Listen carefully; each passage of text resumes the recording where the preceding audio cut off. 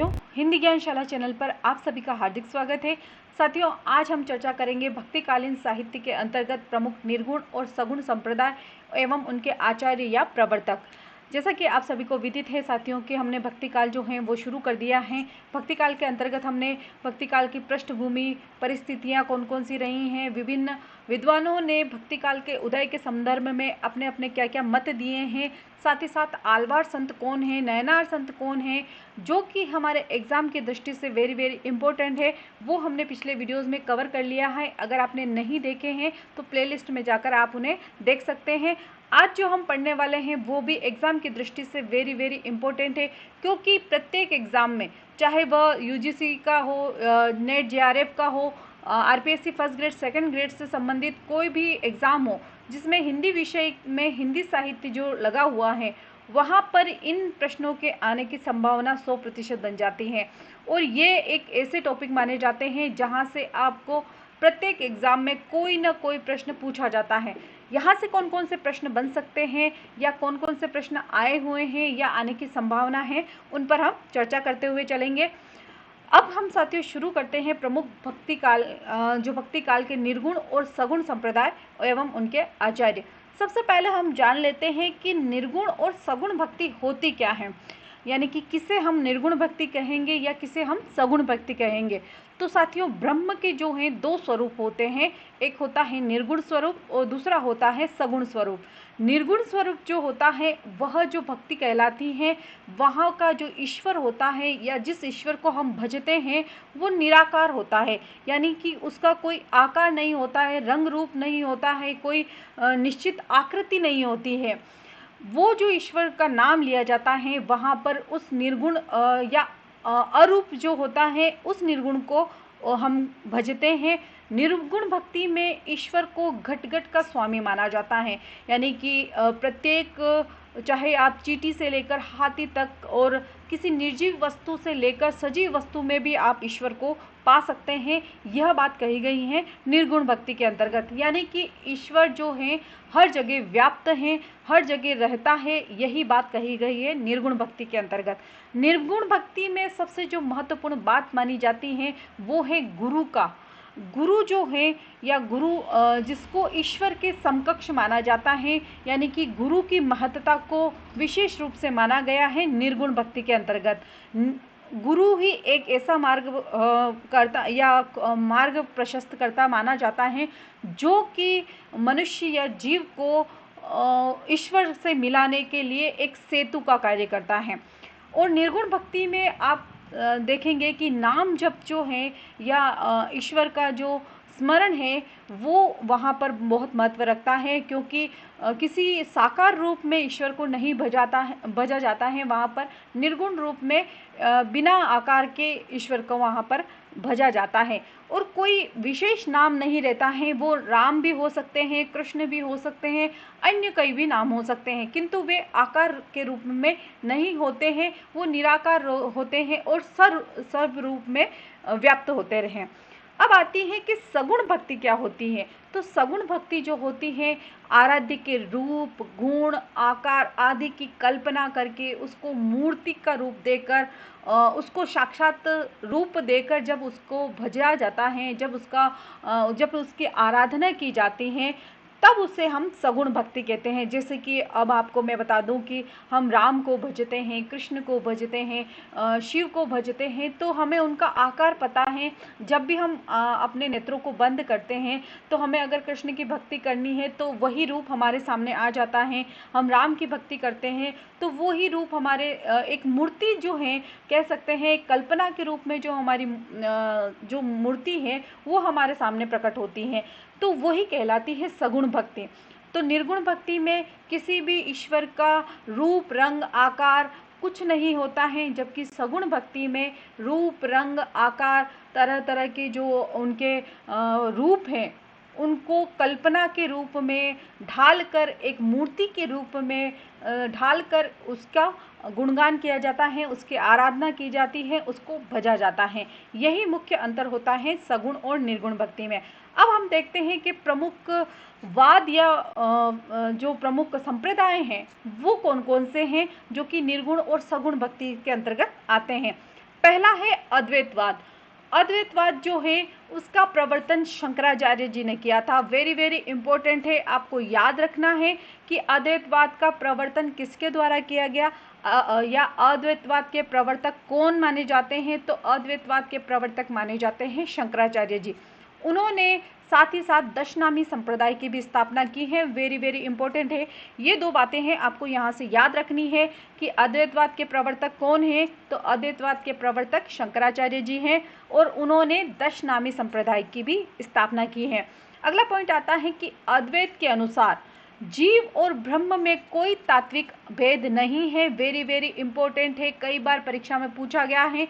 Even UGC net में भी यह क्वेश्चन जो है कई बार आया हुआ है कि अद्वैतवाद की मुख्य विशेषता क्या है। वहाँ पर 4 ऑप्शन दे दिए जाते हैं और जिसमें द्वैतवाद है या विशिष्ट द्वैतवाद जो है उनकी जो विशेषताएं हैं वो डाल दी जाती हैं। तो आपको यहाँ से बहुत ही ध्यान से पढ़ना है। इनकी जो मुख्य विशेषताएं हैं उनसे लेकर भी प्रश्न बहुत सारे बनते हैं। तो अद्वैत के अनुसार जीव और ब्रह्म में कोई तात्विक भेद नहीं है। जीव जो है ब्रह्म का ही प्रतिबिंब है, उसी की छाया है। यह बात किसमें कही गई है, अद्वैतवाद में। और किसने कही है, शंकराचार्य जी ने।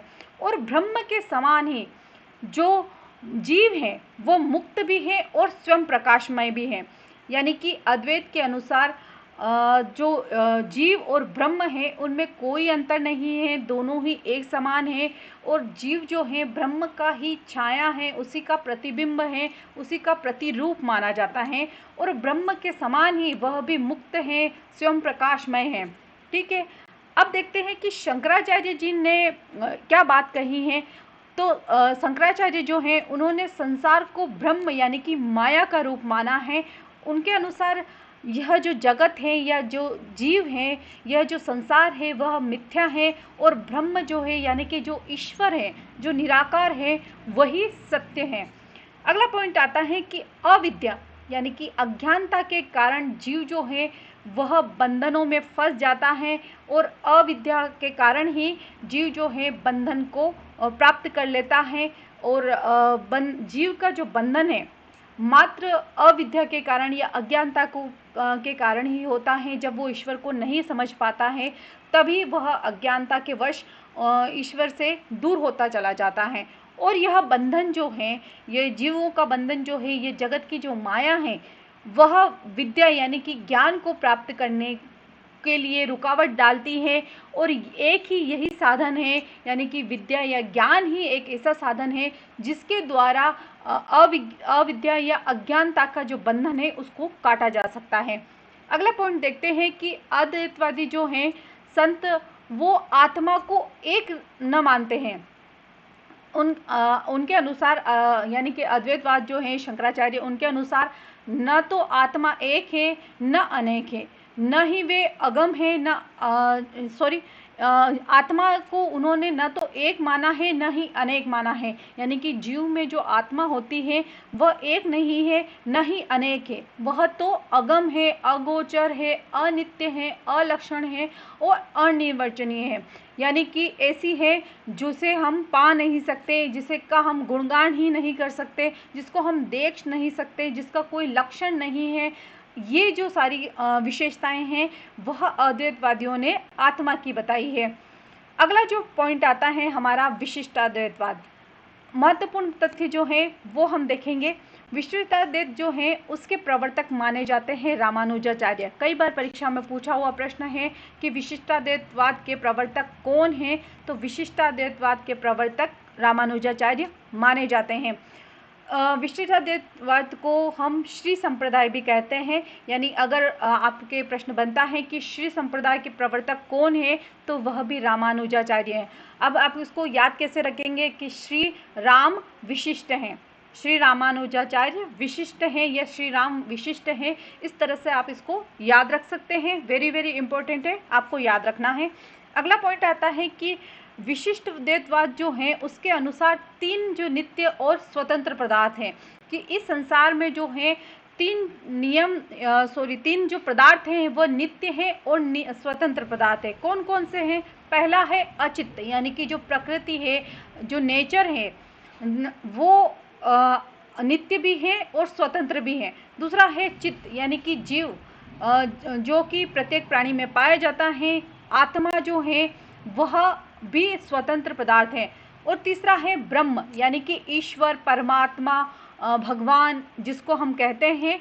ये तीनों जो पदार्थ हैं यह नित्य हैं और स्वतंत्र हैं। ये तीनों आपको याद रखना है। एग्जाम में पूछा जा सकता है कि विशिष्टाद्वैत के अनुसार कौन से तीन पदार्थ जो हैं वो नित्य और स्वतंत्र हैं। तो पहले है अचित्त, यानी कि जो नेचर है, प्रकृति जो है वो भी नित्य है और स्वतंत्र पदार्थ है। दूसरा है चित्त, यानी कि जीव। और तीसरा है ब्रह्म, यानी कि ईश्वर। ये तीनों ही पदार्थ जो हैं वो नित्य है और स्वतंत्र पदार्थ हैं। इसी कारण से रामानुजाचार्य जो हैं उनको चित्त अचित्त विशिष्टवादी कहा जाता है। वेरी वेरी इंपॉर्टेंट है, आपको याद रखना है। अगला पॉइंट आता है कि रामानुजाचार्य के अनुसार जीव ब्रह्म का अंश है। यानी कि जब हम अद्वैतवाद का अध्ययन करते हैं तो वहाँ पर जीव और ब्रह्म में कोई अंतर नहीं बताया गया है। यानी कि जीव और ब्रह्म जो है एक ही है, वो एक ही निराकार है, एक ही ब्रह्म रूप है। यहाँ पर क्या बात कही गई है वो आपको याद रखनी है कि रामानुजाचार्य जो है उनके अनुसार जीव ब्रह्म का अंश है। यानी कि ईश्वर का अंश जो है वो आत्मा को माना गया है। ईश्वर जीव का नियामक है, उसी का संचालक है। ईश्वर के द्वारा ही जीव जो है अपने कर्मों को करते हैं। और जीव की जो मुक्ति है ईश्वर की भक्ति के द्वारा ही संभव है। वेरी वेरी इंपॉर्टेंट है, आपको याद रखना है कि जीव की जो मुक्ति है ईश्वर की भक्ति के द्वारा ही संभव है। यह कहाँ बात कही गई है? तो ये जो बात है वो विशिष्टाद्वैतवाद में कही गई है। रामानुजाचार्य जो है वह सिद्धांततः शंकराचार्य के विरोधी माने जाते हैं, क्योंकि उन्होंने शंकराचार्य जो हैं उनके लिए भक्ति जो है सिर्फ कह सकते हैं कि किसी विशिष्ट व्यक्ति या सीमित व्यक्तियों के लिए ही उन्होंने भक्ति का मार्ग जो है वो सुझाया था। जबकि रामानुजाचार्य जो थे उन्होंने महिलाओं के लिए, शूद्रों के लिए, निम्न जाति के लिए, यानी कि प्रत्येक जीव के लिए भक्ति का मार्ग जो है वो खोल दिया था। इसीलिए रामानुजाचार्य जो हैं विशेष महत्व के हैं और इनका जो संप्रदाय है वो भी विशिष्टाद्वैत के नाम से ही जाना जाता है। अगला जो संप्रदाय आता है द्वैतवाद। द्वैतवाद के अंतर्गत हम पहले इनके प्रवर्तक को देख लेते हैं कि जो द्वैतवाद के जो प्रवर्तक हैं वो हैं मध्वाचार्य। मध्वाचार्य जो है और ये द्वैतवाद के प्रथम प्रवर्तक भी माने जाते हैं और प्रथम आचार्य भी माने जाते हैं। द्वैतवाद को अद्वैतवाद की प्रतिक्रिया के उदित रूप में कहा गया है। यानी कि द्वैतवाद जो है वो अद्वैतवाद की प्रतिक्रिया के रूप में उत्पन्न हुआ है। अगला पॉइंट आता है कि मध्वाचार्य ने अद्वैतवाद के अभेद का खंडन कर 5 नित्य भेदों को सिद्ध किया है। इसीलिए इस सिद्धांत को, द्वैतवाद जो सिद्धांत है उसको पंचमेध सिद्धांत भी कहा जाता है। वेरी वेरी इंपॉर्टेंट है, आपको याद रखना है। यानी कि पंचमेध सिद्धांत का प्रवर्तक कौन है या पंचमेध सिद्धांत किसके द्वारा दिया गया है? तो पंचमेध सिद्धांत जो है वो मध्वाचार्य द्वारा दिया गया है, आपको याद रखना है। अगला पॉइंट आता है कि इसी सिद्धांत यानी द्वैतवाद के अनुसार जीव ब्रह्म से उत्पन्न है। ब्रह्म जो है वह स्वतंत्र है और जीव परतंत्र है। यानी कि जो ब्रह्म जो है यानी कि ईश्वर जो है वह स्वतंत्र है, निराकार है, जबकि जीव जो है वो परतंत्र है, यानी कि बंधन से युक्त है। द्वैतवाद सिद्धांत के अधिकतर जो सिद्धांत हैं, अधिकतर जो बातें हैं या महत्वपूर्ण सिद्धांत जो हैं वो भागवत पुराण से लिए गए हैं। ये चीज़ आपको याद रखनी है कि द्वैतवाद में अधिकतर सिद्धांत जो हैं या लगभग सिद्धांत जो हैं वो कहाँ से लिए गए हैं? तो वो भागवत पुराण से ही लिए गए हैं।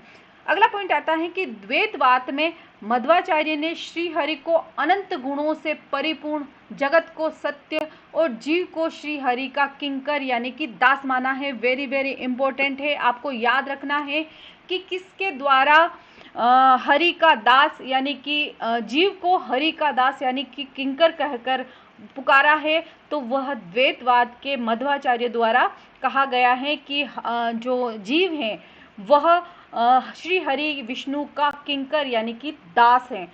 अगला पॉइंट आता है कि अगला जो संप्रदाय आता है द्वैताद्वैतवाद। द्वैताद्वैत जो वाद है उसके प्रतिष्ठापक या प्रवर्तक कह सकते हैं निम्बार्क हैं।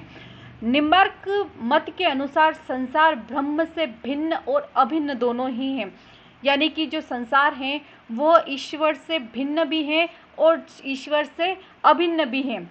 इसीलिए इस मत को द्वैत यानी कि भिन्नता मानने वाला मत जो है और अद्वैत अभिन्नता को मानने वाला मत भी कहा गया है। वेरी वेरी इंपॉर्टेंट है। पहला जो प्रश्न यहाँ से बनता है कि द्वैताद्वैतवाद के प्रवर्तक कौन है, तो द्वैताद्वैतवाद के प्रवर्तक जो हैं वो निम्बार्काचार्य माने जाते हैं। और निम्बार्काचार्य ने किस मत का प्रतिपादन किया है, तो उन्होंने द्वैत और अद्वैत यानी कि भिन्नता को मानने वाला और अभिन्नता को भी मानने वाला मत जो है उन्होंने सुझाया है। ये बात आपको याद रखनी है। अगला जो पॉइंट आता है कि इस मत यानी द्वैताद्वैतवाद के अनुसार अन्य जो नाम है इसका भेदाभेदवाद भी कहा जाता है, क्योंकि इसी में ही भिन्न और अभिन्न की जो बात है वो कही गई है। इसे हंसा वाद या हंसा संप्रदाय, सनकादिक संप्रदाय आदि नामों से भी जाना जाता है। तो कई बार पूछा गया है कि सनकादि संप्रदाय के प्रवर्तक कौन माने जाते हैं, तो सनकादि संप्रदाय के प्रवर्तक जो हैं वो निम्बार्काचार्य माने जाते हैं। अगला पॉइंट आता है कि इस सिद्धांत के अनुसार जीव जगत और ईश्वर भिन्न होते हुए भी जीव जगत और ईश्वर की इच्छा पर ही अवलंबित होते हैं। वेरी वेरी इंपॉर्टेंट है, आपको याद रखना है कि जीव जगत और ईश्वर तीनों को ही द्वैताद्वैतवाद के अंतर्गत अलग बताया गया है, यानी कि तीनों ही जो चीज़ें हैं यानी कि ईश्वर जो हैं, जीव जो हैं और ब्रह्म जो है, ये तीनों ही अलग अलग हैं, किंतु जीव और जगत जो हैं वो ईश्वर के ऊपर आश्रित हैं, ईश्वर के ऊपर अवलंबित रहते हैं। अगला आता है कि द्वैताद्वैत के वाद के अनुसार ईश्वर की कृपा से ही जीव अपनी प्रकृति का ज्ञान होता है, यानी कि ईश्वर की आराधना करने से, उसका गुणगान गाने से, उसका नाम जप करने से ही जीव को अपनी प्रकृति, अपने होने का एहसास होता है, यानी कि वो इस संसार में क्यों आया है, किस लिए आया है, किस कर्म को करने के लिए आया है, इस चीज़ का ज्ञान जो है, इस तत्व का ज्ञान उसे ईश्वर की कृपा से ही प्राप्त होता है। अगला पॉइंट आता है कि ब्रह्म अद्वैत, निराकार और अखंड है, यानी कि वह न तो दिखाई देता है न ही उसका खंडन किया जा सकता है, ऐसा माना जाता है। ब्रह्म यानी कि ईश्वर ब्रह्म के निर्विकार होते हुए भी माया के कारण उसका स्वाभाविक आनंद अनंत रूपों से प्रकट होता है, यानी कि जब ईश्वर जो है अपनी माया को विस्तारित करता है, अपनी माया को दिखाता है, तब जीव उन्हीं माया के अंतर्गत फंस जाता है। और जब ईश्वर की कृपा उस पर होती है, तभी जीव अपनी प्रकृति को पहचानता है और उस ब्रह्म के अनंत स्वरूप का दर्शन कर पाता है। अगला आता है कि द्वैताद्वैतवाद जो है उस सिद्धांत के अनुसार ब्रह्म के 3 रूप हैं। पहला है पर अमूर्त अर्थात परम अक्षर तत्व, अपर अमूर्त अर्थात सर्वदृश्य और अमर अमूर्त अर्थात जीव रूप, यानी कि 3 जो रूप हैं द्वैताद्वैतवाद के अंतर्गत ईश्वर के बताए गए हैं। पहला है पर अमूर्त, यानी कि परम अक्षर तत्व जो कि दिखाई नहीं देता है किंतु वह सर्वव्याप्त है। अपर अमूर्त यानी कि सर्वदृश्य है, सब जगह दिखाई देता है। और अमर अमूर्त यानी कि जीव के रूप में जो है वह भी ईश्वर है, यानी कि ब्रह्म के 3 रूप जो हैं वो द्वैताद्वैत के अंतर्गत बताए गए हैं। पहला जो परम ईश्वर है जो कि निराकार है, निर्गुण है वह, और दूसरा जो है सर्वव्याप्त है, सर्वदृश्य है, सभी को दिखाई देता है, और तीसरा रूप जो है वह जीवों के रूप में है। ठीक है। अगले के प्रवर्तक माने जाते हैं वल्लभाचार्य। वल्लभाचार्य जी ने अद्वैतवाद के विरोध में जो कि शंकराचार्य जी द्वारा चलाया गया था, उस संप्रदाय के विरोध में एक नए संप्रदाय की स्थापना की जिसे हम शुद्धाद्वैतवाद कहते हैं। शुद्धाद्वैतवाद में कौन कौन सी महत्वपूर्ण बातें कही गई हैं वो अब देखते हैं। पहला पॉइंट आता है कि शुद्धाद्वैतवाद में ब्रह्म माया से रहित होने के कारण शुद्ध बताया गया है, यानी शुद्धाद्वैतवाद के अनुसार ब्रह्म जो है यानी कि ईश्वर जो है, परम सत्ता जो है वो माया से रहित है, इसी कारण से वह शुद्ध है, पवित्र है। और माया से रहित होने के कारण ही ब्रह्म एक अद्वैत तत्व है। इसी कारण से इस संप्रदाय का जो नाम है वो शुद्धाद्वैत संप्रदाय माना गया है। अगला जो पॉइंट आता है कि सारा जो जगत है शुद्धाद्वैतवाद के अनुसार सारा जगत जो है या सारा जो प्रपंच हो रहा है, सारा जो इस जगत में क्रियाकलाप हो रहे हैं, वह उसी ईश्वर की लीला का एक अंश है, उसी लीला का एक विलास माना जाता है। यानी कि जीव जो है किस प्रकार से उत्पन्न होता है, दुख भोगता है, उसके पश्चात वो जो है मृत्यु को प्राप्त करता है, ये सारा जो खेल है वो उसी एक परम सत्ता के द्वारा खेला जा रहा है और वही इस लीला के जो सूत्रधार हैं वो कहे जाते हैं। यानी कि ब्रह्म जो है संपूर्ण लीला का सूत्रधार माना गए हैं। यहाँ जो एक महत्वपूर्ण जो पॉइंट आया है कि सर्वखलविद ब्रह्म, यह एग्जाम में बहुत सी बार पूछा गया है। आपको याद रखना है कि सर्वखलविद ब्रह्म जो है यह किस वाद या किस संप्रदाय का कथन है। तो यह कथन जो है या ये जो पंक्ति दी गई है, यह पंक्ति है शुद्धाद्वैतवाद की, जो कि वल्लभाचार्य जी द्वारा चलाया गया है। वहाँ से यह पंक्ति जो है यह लिया गया है, यह वाक्य जो है ये वहाँ से लिया गया है। इसका जो अर्थ होता है वह यह है कि सब कुछ ब्रह्म ही है, यानी कि ब्रह्म से बाहर भी कुछ नहीं है और ब्रह्म के अतिरिक्त भी कुछ भी नहीं है। जो कुछ है वो सारा ही ब्रह्म यानी कि परम सत्ता जो है, जो ईश्वर हैं, वही सब कुछ है। यही शुद्धाद्वैतवाद का मूल तत्व है। इसी कारण से इसका नाम जो है शुद्धाद्वैतवाद रखा गया है। अगला पॉइंट आता है कि शुद्धाद्वैत के अनुसार ब्रह्म जो है सच्चिदानंद स्वरूप है। उसका जो स्वरूप है वो एक सच्चिदानंद के समान है। इसी कारण से ब्रह्म जो है वो एक अलग सत्ता लिए हुए हैं। अगला पॉइंट आता है कि जो सारा संसार है या जगत जो है वो सारा माया के अधीन है, किंतु ईश्वर जो है वो माया को अपने अधीन रखता है। यानी कि माया जो है वो ईश्वर के अधीन है। जीव जो है इस संसार में अविद्या के कारण, अज्ञानता के कारण क्लेश पाता है, दुख पाता है, कष्ट भोगता है। यहाँ पर जो है वल्लभाचार्य जी ने 3 प्रकार के जीवों की बात कही है कि इस संसार में 3 प्रकार के जीव होते हैं।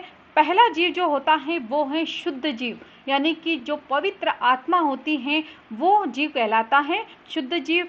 दूसरा आता है संसारी जीव, यानी कि इस जगत में जो मृत्यु लोक में जो जीव हैं वो है संसारी जीव। और तीसरा जो जीव आता है वो है मुक्त जीव, यानी कि वल्लभाचार्य जो हैं उन्होंने 3 प्रकार के जीवों की बात कही है। ये चीज़ आपको याद रखनी है, एग्जाम के पॉइंट ऑफ व्यू से वेरी वेरी इंपॉर्टेंट है कि वल्लभाचार्य जी ने, अगर आपके प्रश्न बनता है तो यही बनेगा कि वल्लभाचार्य जी ने जीवों के कितने प्रकार बताए हैं। तो जीवों के उन्होंने 3 प्रकार बताए हैं। पहला जो है वो है शुद्ध जीव, दूसरा है संसारी जीव और तीसरा जो है वो है मुक्त जीव। अगला पॉइंट आता है कि वह जो है यानी कि जीव जो है आनंद और दुख दोनों ही प्राप्त करने का अधिकारी है। संसार में जो जीव आता है वो इस संसार का आनंद और दुख दोनों ही भोग के अंत में उस परम शक्ति को प्राप्त करता है। अतः ईश्वर और जीव में स्पष्ट भेद है, यह बात कही गई है शुद्धाद्वैतवाद में। जब हम दूसरे संप्रदाय की बात करते हैं तो वहाँ पर ईश्वर और जीव को एक माना गया है, अभेद माना गया है। यहाँ पर जो बात कही गई है कि ईश्वर है और जीव जो हैं, इस संसार में जो मनुष्य हैं वो अलग अलग हैं। ठीक है, अगला पॉइंट आता है अगला जो संप्रदाय आता है वो है रुद्र संप्रदाय। रुद्र संप्रदाय के जो प्रवर्तक हैं वो माने जाते हैं विष्णु स्वामी। विष्णु स्वामी ही रुद्र संप्रदाय के प्रवर्तन का उन्हें श्रेय दिया जाता है। रुद्र संप्रदाय के जो विष्णु स्वामी जी हैं उन्हें कृष्ण को अपना आराध्य मानकर और साथ ही साथ उन्होंने राधा को अपना जो आराध्य भी माना है। यानी कि रुद्र संप्रदाय के जो विष्णु स्वामी हैं उन्होंने कृष्ण को अपना आराध्य बताया है, इष्ट देव बताया है। साथ ही साथ राधा को, राधा रानी जो हैं उनको भी अपनी भक्ति में स्थान दिया है। वेरी वेरी इंपॉर्टेंट है, आपको याद रखना है। विष्णु स्वामी जी हैं उनके अनुसार ब्रह्म जो है सच्चिदानंद स्वरूप है। यही बात उन्होंने जो हमारे वल्लभाचार्य जी हैं उन्होंने भी यही बात कही है कि ब्रह्म जो है सच्चिदानंद स्वरूप है और माया जो है वो ईश्वर के अधीन है। यही बात वल्लभाचार्य जी ने भी कही है और यही बात जो है रुद्र संप्रदाय के विष्णु स्वामी जी ने भी कही है। अगला जो पॉइंट आता है कि जीव जो हैं वह अविद्या के कारण, अज्ञानता के कारण दुख भोगता है। जीवों का जो दुख है वह अज्ञानता के कारण, अविद्या के कारण है। ईश्वर जो है, जीव में और ईश्वर में स्पष्ट भेद है। यह बात भी वल्लभाचार्य जी द्वारा भी कही गई है। ठीक है, सबसे महत्वपूर्ण बात जो यहाँ आती है कि रुद्र संप्रदाय के अनुसार ईश्वर का जो प्रधान अवतार है वो नरसिंह भगवान का अवतार माना गया है। वेरी वेरी इंपॉर्टेंट है, आपको याद रखना है कि रुद्र संप्रदाय के अंतर्गत या रुद्र संप्रदाय के अनुसार किसे प्रधान ईश्वर माना गया है, तो नरसिंह का जो अवतार है, नरसिंह भगवान का जो अवतार है, जिसने हिरण्याक्ष को जो मारा था, प्रहलाद जिनके भक्त थे, उन्हीं को उन्होंने प्रधान ईश्वर जो हैं उसको माना है। अगला पॉइंट आता है कि विष्णु स्वामी जी की शिष्य परंपरा में वल्लभाचार्य जो हैं वो महत्वपूर्ण माने जाते हैं। रुद्र संप्रदाय के जो विष्णु स्वामी हैं उन्हीं के शिष्य माने जाते हैं वल्लभाचार्य जी, और उन्होंने ही उनके जो कथन थे या उनकी जो द्वारा दी गई शिक्षा थी उनको उन्होंने आगे चलाया था, और उन्हीं के सिद्धांत का महत्व जो है विष्णु संप्रदाय के अंतर्गत दिया गया है वल्लभाचार्य जी के। अगला जो पॉइंट आता है कि सर्वज्ञ सूत्र विष्णु स्वामी की रचना मानी जाती है। वेरी वेरी इंपॉर्टेंट, आपको याद रखना है कि सर्वज्ञ सूत्र किसकी रचना है, तो सर्वज्ञ सूत्र जो है विष्णु स्वामी की रचना है। रुद्र संप्रदाय जो है उसका दार्शनिक सिद्धांत जो है किसी ग्रंथ के रूप में नहीं प्राप्त होता है, ये बात आपको याद रखनी है। जबकि रचना के बारे में अगर बात करें हम, तो विष्णु स्वामी जी की जो रचना है वो है सर्वज्ञ सूत्र। अगला संप्रदाय आता है वाकवरी संप्रदाय। वाकवरी संप्रदाय जो है उसकी स्थापना का श्रेय पुंडलिक जो है विठल उनको दिया जाता है। इसके अंतर्गत संत ज्ञानेश्वर, नामदेव, भानुदास आदि इसी संप्रदाय के अनुयायी जो हैं वो माने जाते हैं। जबकि वाकवरी संप्रदाय की जो स्थापना है वो पुंडलिक जो है उन्होंने की थी। अगले संप्रदाय आते हैं रसिक संप्रदाय। रसिक संप्रदाय के जो प्रवर्तक माने जाते हैं वो हैं अग्रदास जी।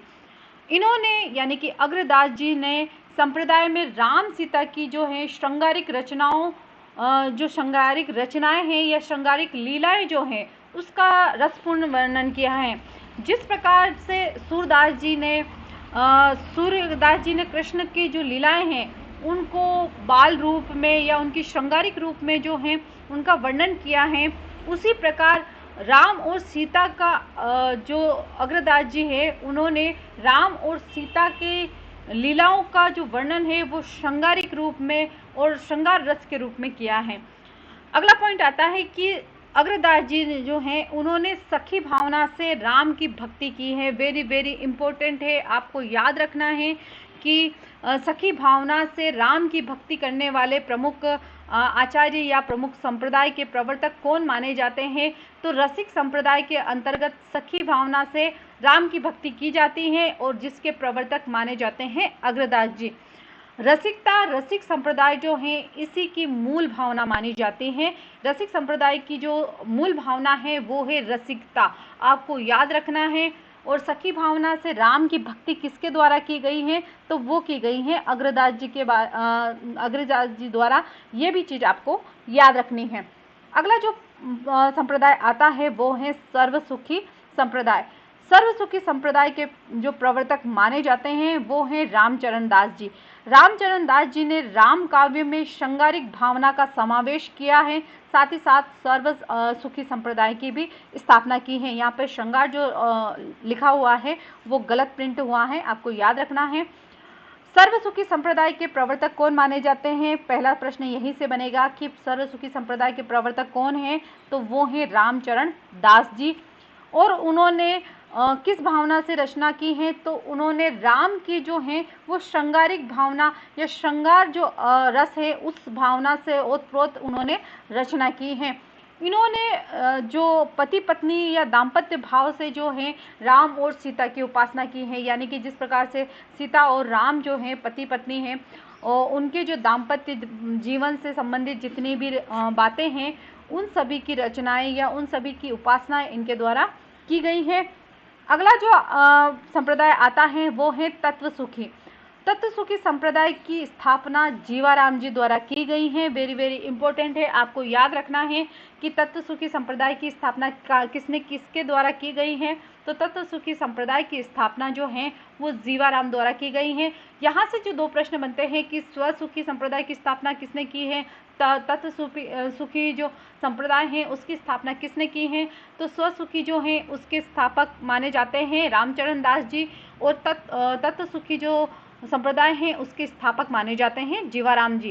अगला पॉइंट आता है कि राम भक्ति में पति पत्नी के स्थान पर सखी भावना का भाव रखकर राम काव्य के अंतर्गत उन्होंने तत्व सुखी संप्रदाय की स्थापना की है। जिस प्रकार से स्वसुखी जो संप्रदाय है उसमें राम और सीता के दाम्पत्य जीवन से या उनके पति पत्नी के रूप में उसी भाव की उपासना स्वसुखी संप्रदाय में की गई है। उसी प्रकार जो तत्व सुखी संप्रदाय है उसमें राम की जो पूजा है वह सखी के भावना से की गई है, ये आपको याद रखना है। अगला जो पॉइंट आता है या अगले जो हमारे संप्रदाय हैं इनको हम एक बार फिर से देख लेते हैं कि कौन कौन से प्रमुख संप्रदाय हैं और उनके प्रवर्तक कौन हैं, क्योंकि यही से जो साथियों हैं प्रश्न बनता है। कई बार परीक्षा में पूछा गया है कि रुद्र संप्रदाय के प्रवर्तक कौन हैं, गौड़ी संप्रदाय के प्रवर्तक कौन हैं, साथ ही साथ जो अलग अलग संप्रदाय जो हैं जैसे कि अद्वैतवाद के प्रवर्तक कौन माने जाते हैं, तो वो उन्हीं से संबंधित आपको प्रश्न जो एग्जाम में देखने को मिलेंगे। आपको यहाँ पर टेबल के रूप में दे दिया जाता है कि प्रश्नों को आप मिलान के रूप में भी दिया जाता है कि आप मिलान करके सही उत्तर की पहचान कीजिएगा। यहाँ से प्रश्न इस प्रकार से बन सकते हैं। पहला जो आता है कि कृष्ण भक्ति या वल्लभ संप्रदाय या फिर उसे हम पुष्टि मार्ग भी कह सकते हैं, उसके संप्रदाय कौन माने जाते हैं। तो उसके संप्रदायक जो हैं वो हैं वल्लभाचार्य या प्रवर्तक कह सकते हैं, उनके प्रवर्तक माने जाते हैं वल्लभाचार्य। दूसरा जो प्रमुख संप्रदाय आता है राधा वल्लभ संप्रदाय, जो कि 1534 ईस्वी में स्थापित हुआ था। इसके प्रवर्तक माने जाते हैं हित हरिवंश। काफ़ी इम्पोर्टेंट है, कई बार परीक्षा में पूछा गया है कि हित हरिवंश का संप्रदाय जो हित हरिवंश जो हैं किस संप्रदाय से संबंधित हैं, तो वे राधा वल्लभ संप्रदाय से संबंधित हैं। तीसरा जो पॉइंट आता है कि गौड़ी या चैतन्य संप्रदाय के प्रवर्तक किन्हें माना गया है। तो गौड़ी या चैतन्य संप्रदाय के जो प्रवर्तक हैं वो है चैतन्य महाप्रभु। अगला आते हैं संप्रदाय रुद्र संप्रदाय। रुद्र संप्रदाय के जो प्रवर्तक हैं वे माने जाते हैं विष्णु स्वामी। अगला संप्रदाय है हरिदासी संप्रदाय, सखी संप्रदाय या निरंजनी संप्रदाय। ये तीनों एक ही संप्रदाय के नाम है, जिसे हम हरिदासी संप्रदाय भी कह सकते हैं, सखीदासी संप्रदाय भी कह सकते हैं या निरंजनी संप्रदाय भी कहते हैं। उसके प्रवर्तक कौन माने जाते हैं, तो उनके प्रवर्तक माने जाते हैं हरिदास निरंजनी। अगला संप्रदाय आता है धामी या प्रणामी या प्राणनाथी संप्रदाय। इसके प्रवर्तक कौन हैं, तो इस संप्रदाय के प्रवर्तक माने जाते हैं प्राणनाथ जी। अगले आते हैं बावरी संप्रदाय। बावरी संप्रदाय जो है उसके प्रवर्तक जो हैं वो मानी जाती हैं बावरी साहिबा। अगला संप्रदाय है वाकवरी संप्रदाय। वाकवरी संप्रदाय के प्रवर्तक पुंडलिक हैं। अगला संप्रदाय है महानुभाव संप्रदाय। महानुभाव संप्रदाय जो है उसके प्रवर्तक माने जाते हैं चक्रधर। तत्व सुखी संप्रदाय के प्रवर्तक कौन हैं, तो तत्व सुखी संप्रदाय के प्रवर्तक हैं जीवाराम।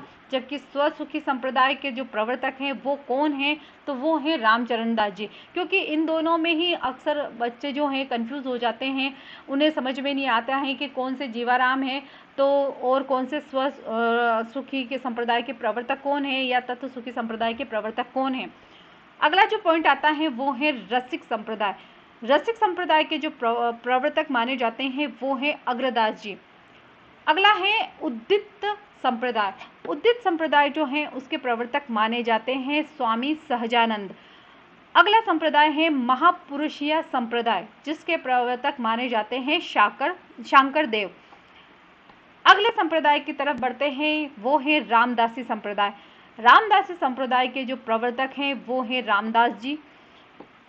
अगले जो हमारे प्रमुख संप्रदाय हैं मलुकदासी संप्रदाय या मस्त संतों का संप्रदाय, उसके प्रवर्तक कौन हैं, तो उसके संप्रदाय के जो प्रवर्तक हैं वो हैं मलुकदास जी।